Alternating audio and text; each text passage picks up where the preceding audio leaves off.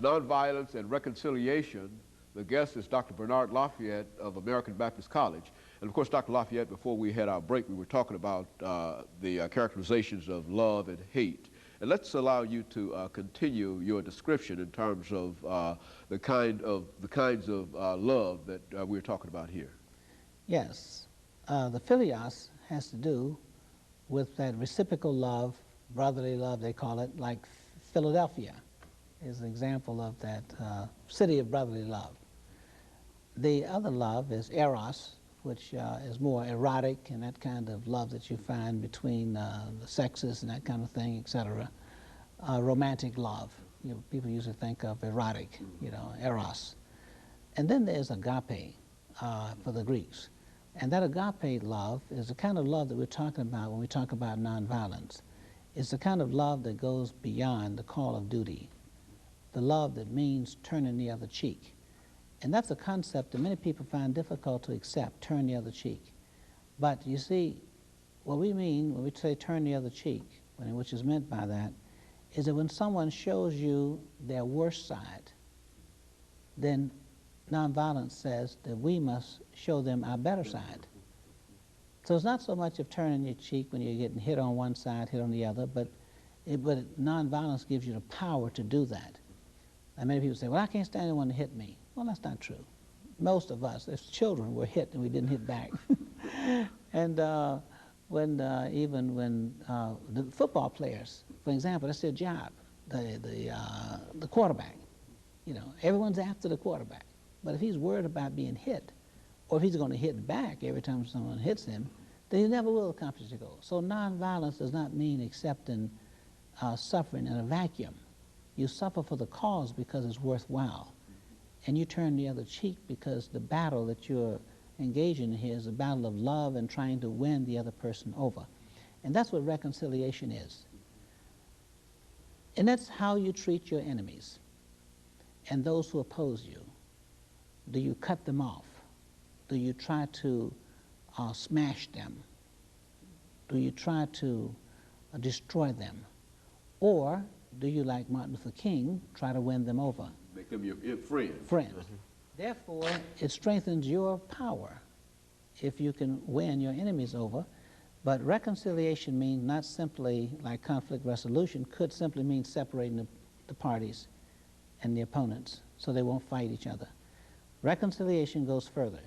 It says not only must we stop the feuding and fighting, but we must bring together those same forces that were opposed to each other. We must bring them together in a united way so that they can use the mutual power and mutual strength together and work towards a common problem and maybe helping someone else with their problems and their conflicts. So reconciliation carries with it another responsibility. So therefore, in the course of the conflict, you don't call your opponents names. Name calling is forbidden because you're looking at a potential ally and a potential friend. And if you're friendly, you can win friends. And that's what nonviolence is all about. It also means standing up for justice and what is right and suffering. So accepting suffering in order to win the cause. Because we believe that suffering for what is right is redemptive. And first of all, it helps you to save yourself, but also you offer then a moral challenge to your opponent to also change, you know, his or her behavior. So we can solve a lot of problems even in our families if we would take a different perspective. So the prescription for hate and negative conflict is love and nonviolence. And it also means that you never give up. There's no timetable.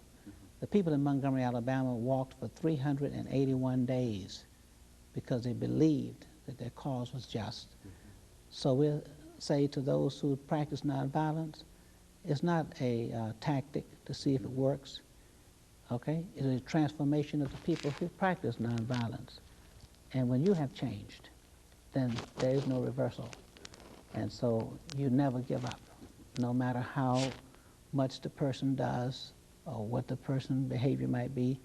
And because you continue to believe in that person, regardless of what they have done, they will eventually come to believe in themselves. And so, Dr. LaFayette, in a real sense, when we talk about nonviolence and reconciliation and the civil rights movement and et cetera, perhaps we might get the impression over this last minute and 12 seconds that we have that we're dealing with racial issues, but you're really talking about human relations kinds of issues. That is, nonviolence, reconciliation can be practiced within the framework of a family as well as it can be practiced within the framework of races. Is that what we're saying in terms of reconciliation and nonviolence? Yes, absolutely. And when we talk about races, in nonviolence, we're also talking about persons, human beings, and we have to keep that foremost in our minds, that we cannot simply characterize a person by race.